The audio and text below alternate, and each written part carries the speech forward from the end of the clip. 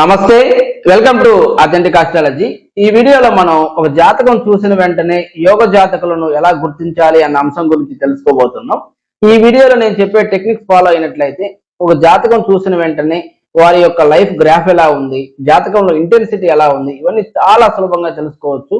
ఒక్క నిమిషం కన్నా తక్కువ సమయంలోనే ఆ బర్త్ చార్ట్ లోని ఇంటెన్సిటీ మనం తెలుసుకోవచ్చు. మొదటిగా నేను ప్రిన్సిపల్ ఒక్కొక్కటి ఎక్స్ప్లెయిన్ చేస్తూ వస్తాను. తర్వాత ఒక మోడల్ చార్ట్ తో ఇంకా మీకు సులభంగా అర్థమయ్యే విధంగా ఎక్స్ప్లెయిన్ చేస్తాను. ఇక మొదటిగా మనం ఒక బర్త్ చార్ట్ చూస్తున్నాము అంటే వారి యొక్క ప్రారంధ కర్మను మనం చూస్తున్నాం. అంటే వారికి ఈ జన్మకు ప్రాప్తించినటువంటి కర్మను మనం చూస్తున్నాం. ఇందులో ముఖ్యంగా గ్రహానుకూలతను గమనించాలి. గ్రహానుకూలత అంటే శుభగ్రహాలు బలంగా ఉండడం, పాపగ్రహాలు బలహీనంగా ఉండడం.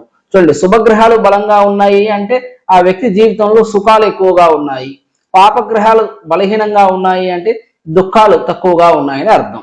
ఈ గ్రహానుకూలతను గ్రహం ఉన్న బలాన్ని బట్టి, అంటే రాశిలో గ్రహం ఎంత బలంగా ఉంది అంత శుభ ఫలితాలు ఉంటాయి. కాబట్టి తక్కువ డిగ్రీల్లో శుభగ్రహాలు ఉండడం, ఎక్కువ డిగ్రీల్లో పాపగ్రహాలు ఉండడం. దానికి తోడు శుభగ్రహాలు పాపగ్రహాలకు కట్టుబడకుండా ఉండడం, అంటే ఫ్రీగా ఉండడం. దానికి తోడు ఈ పాపగ్రహాలే శుభగ్రహాలకు కట్టుబడి ఉంటే ఇంకా మంచిది. దీన్ని మనం గ్రహానుకూలత అని అంటాం. అంటే శుభగ్రహాలు ఫ్రీగా వాటి యొక్క శుభత్వాన్ని ఇస్తున్నాయి ఆ చార్ట్ లోనే అర్థం. ఇక దశానుకూలత. దశానుకూలత అంటే చిన్నప్పుడు పాపగ్రహ దశలు అయిపోవడం, వయసు పెరిగే కొద్దీ శుభగ్రహ దశలు మిగిలి ఉండడం. ఇక్కడ చాలా మందికి డౌట్స్ ఉంటాయి, చిన్నప్పుడు అన్ని వరుసగా పాపగ్రహ దశలు వస్తే ఎలాగండి అని. ఇక్కడ మనం ముఖ్యంగా గుర్తుపెట్టుకోవాల్సింది, ఒక్కొక్క దశ అవుతూ ఉంటే ఒక్కొక్క భావం ఫ్రీ అవుతూ ఉంటుంది. చిన్నప్పుడు ఈ నవమాధిపతి దశ కానివ్వండి, దశమంలో ఉన్న శుభగ్రహ దశలు అయిపోతే ఉపయోగం ఉండదు. ఎందుకంటే సంపాదించే వయసు అప్పుడు మంచి దశలు వస్తే మంచిది. వివాహానికి ముందే లేకుంటే బాల్యంలోనే ఈ దశలన్నీ అంటే మంచి బలంగా ఉన్న శుభగ్రహ దశలు అయిపోయాయి అనుకోండి, పెద్ద ఉపయోగం ఉండదు. ఇక దానికి తోడు చిన్న వయసులో తల్లిదండ్రుల పోషణలో ఉంటాం కాబట్టి ఆ పెద్ద సమస్యగా అది తెలియదు. ఇక వయసు పెరిగే కొద్ది సమస్యలు వస్తే ఎవరి సమస్యలు వాళ్ళే ఫేస్ చేయాల్సి ఉంటుంది.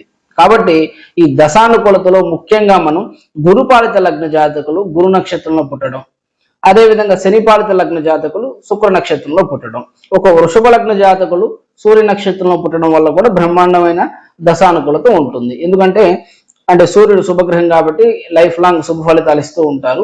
ఇక వరుసగా చంద్రుడు, కుజుడు, తర్వాత రాహు, తర్వాత గురువు కూడా అయిపోతారు. ఇక గురువులో గురువు అయినప్పటి నుండి లైఫ్ టర్నింగ్ పాయింట్ అని మనం చెప్పుకోవచ్చు. ఈ విధంగా దశానుకూలతను కూడా మనం గమనించుకోవాలి. ఇక మూడవది, చతుర్థ, దశమ, పంచమ, నవమ, ఏకాదశ స్థానాలలో శుభగ్రహాలు ఉన్నాయా లేదా అన్నది గుర్తించడం.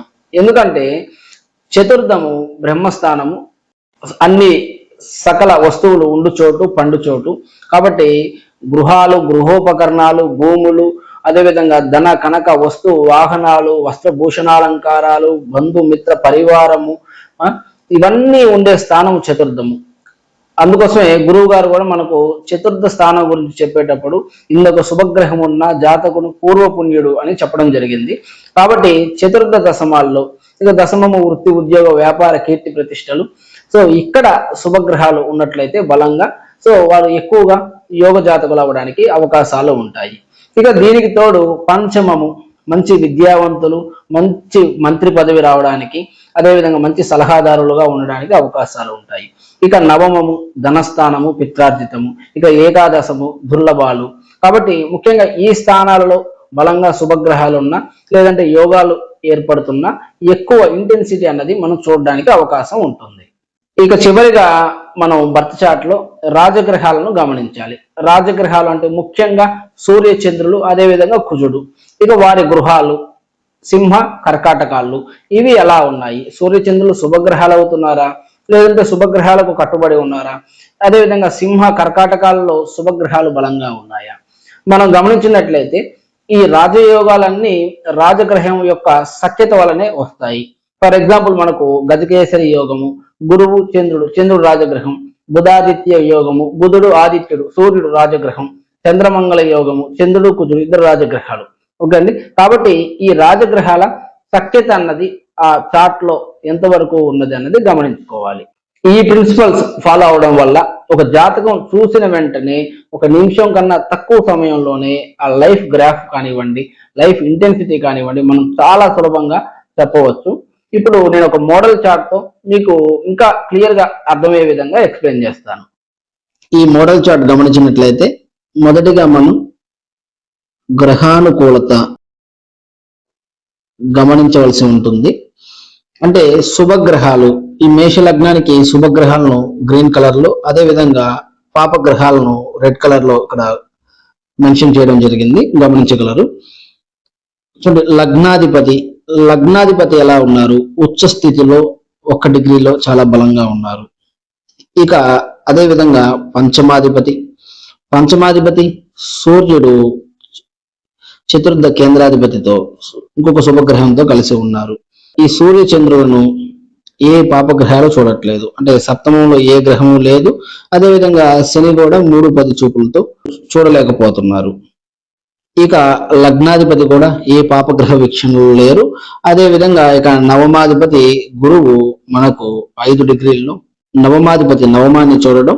ఇక నవమాధిపతి కూడా ఏ పాపగ్రహాలకు కట్టుబడలేదు. కాబట్టి ఇక శుభగ్రహాల బలం అన్నది ఎక్కువగా ఉంది.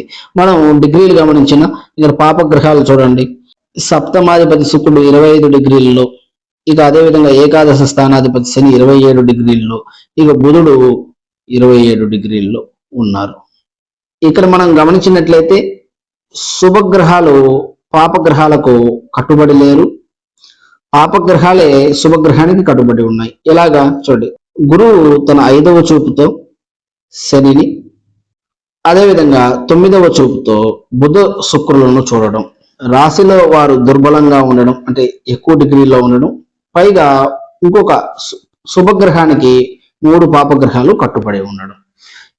చూడండి, ఈ విధంగా ఉన్నట్లయితే బ్రహ్మాండమైనటువంటి గ్రహానుకూలత ఉన్నట్లు మనం గమనించాలి. ఇక దీనితో పాటు మనం దశలను గమనించాలి, దాన్ని దశానుకూలత. ఇక్కడ పూర్వభాద్ర 4వ పాదము, అందులోను చివరిలో పుట్టడం జరిగింది. గురు శేషము కేవలం 1 నెల. కాబట్టి గురువు జీవితాంతము శుభగ్రహం కాబట్టి నవమాధిపతి తన శుభ ఫలితాలను ఇస్తూనే ఉంటారు. ఇక వెంటనే శని బుధ దశలు అయిపోవడం, వెంటనే 2 పాపగ్రహ దశలు వరుసగా అయిపోవడం, ఇక ఒక కేతు, తర్వాత శుక్ర దశ. కనీసం శుక్రుడు అయినప్పటి నుండి లైఫ్ ఇక ఎక్సలెంట్ గా టర్నింగ్ పాయింట్ అని మనం చెప్పుకోవచ్చు. దీన్ని మనం దశానుకూలత అంటాం. ఈ మోడల్ చార్ట్ లో 2 మీకు అర్థమయ్యే విధంగా ఇక నేను చూపించడం జరుగుతుంది. చూడండి, ఈ విధంగా ఉన్నట్లయితే పాపులు శుభులకు కట్టుబడి ఉండడం, అదే విధంగా తక్కువ బలంతో ఉండడం. దీన్ని బట్టి మనకేం అర్థం అవుతుంది? ఈ వ్యక్తి జీవితంలో శుభ ఫలితాలు అంటే సుఖాలు ఎక్కువగాను, అదే విధంగా దుఃఖం అన్నది చాలా తక్కువగా ఉన్నట్లు మనం గమనిస్తున్నాం. కానీ ఈ విధంగా ఆ లైఫ్ యొక్క ఇంటెన్సిటీ, అంటే ఆ గ్రాఫ్ ఎలా ఉంది, ఆ వ్యక్తి లైఫ్ ఎలా ఉంది అని చాలా సులభంగా మనం తెలుసుకోవచ్చు. ఇక అదే విధంగా స్థానాలు, ముఖ్యంగా చతుర్థ దశమాలు, ఇక అదే విధంగా పంచమ నవమ ఏకాదశ స్థానాలు. ఇక చతుర్థం ఎలా ఉంది చూడండి, చతుర్థ పంచమాలను కుజుడు 7వ చూపుతో ఉచ్చ స్థితిలో 1 డిగ్రీలో ఉన్నటువంటి లగ్నాధిపతి చతుర్థాన్ని, అదేవిధంగా కుజుడుకు ఉన్నటువంటి 8వ చూపుతో పంచమాన్ని చూస్తున్నారు. చూడండి, ఈ చతుర్థ పంచమాలు 2 శుభత్వం చెందాయి. శని 10వ చూపుతో చతుర్థాన్ని, అదేవిధంగా బుధ శుక్రులు పంచమాన్ని చూస్తున్నప్పటికీ వారు దుర్బలులై ఉండడం, అంటే తక్కువ బలంతో ఉండడం, వారి దశలు అయిపోవడం. కాబట్టి ఇక్కడ లైన్ అన్నది క్లియర్ గా ఉందని మనం చెప్పుకోవచ్చు. ఇక కుజుడు దశమంలోనే ఉచ్చ స్థితిలో ఉండడం, కాబట్టి దశమం కూడా శుభత్వం చెందింది. అదేవిధంగా ఈ బుధ శుక్రులు అక్కడ ఉన్నప్పటికీ తక్కువ బలంతో ఉండడం, దశలు కూడా అయిపోతూ ఉండడం. ఇక గురువు కూడా ఏకాదశాన్ని చూడడం, ఇక్కడ ఏకాదశం కూడా శుభత్వం చెందింది. ఇక రాహుకేతువులు కూడా 4 డిగ్రీలో ఉండడం. 4 డిగ్రీలలో అంటే నార్మల్ గ్రహాలు 30-4 అంటే 26 డిగ్రీల్లో ఉన్నంత తక్కువ బలంతో ఉండడం. కాబట్టి ఇది కూడా కొంతవరకు పర్వాలేదు. మనం గమనించినట్లయితే ఈ స్థానాలు కూడా బాగా శుభత్వం చెందాయి. ఇక రాజగ్రహాల సఖ్యత, రాజగ్రహాలు గృహాలు రెండు మనం చూడవలసి ఉంటుంది. రాజగ్రహాల సఖ్యత విషయానికి వస్తే మనకి ముఖ్యంగా రాజగ్రహాల్లో సూర్యచంద్రులు చాలా ముఖ్యం. ఈ లగ్నానికి సూర్యచంద్రులు ఇద్దరు శుభగ్రహాలు అవ్వడం, ఇద్దరు కలిసి ఉండడం, ఇక దానికి తోడు కుజుడు 7వ చూపుతో కర్కటకాన్ని, అదేవిధంగా 8వ చూపుతో సింహాన్ని చూడడం, ఈ విధంగా రాజగ్రహాల యొక్క గృహాలు కూడా మనకి అనుకూలత అన్నది రావడం జరిగింది. ఇది కేవలం మీకు అర్థమయ్యే విధంగా చెప్పడానికి మాత్రమే ఈ మోడల్ చార్ట్ అనేది తయారు చేయడం జరిగింది. ఈ విధంగా మనం ఒక జన్మ జాతకం చూసి చాలా తక్కువ సమయంలో యోగ జాతకులను గుర్తించవచ్చు. ఇదండి ఈరోజు వీడియో. ఈ టాపిక్ లో మీకు ఇంకేదైనా డౌట్స్ ఉన్నా మీరు కామెంట్ సెక్షన్ లో కామెంట్ చేయొచ్చు. నా ఫ్రీ టైంలో మీ ప్రతి కామెంట్ కి నేను రిప్లై ఇస్తాను. అలానే మీరు ఎవరన్నా మీ పర్సనల్ కన్సల్టేషన్స్ తీసుకోవాలనుకుంటే ఇక్కడ డిస్ప్లే అవుతున్న నెంబర్ మీరు కాంటాక్ట్ చేయొచ్చు. ఇక మీలో ఎవరన్నా లాజికల్ గా ఆస్ట్రాలజీ నేర్చుకోవాలి అనుకున్నా మమ్మల్ని కాంటాక్ట్ చేయొచ్చు. Thank you so much for watching this video.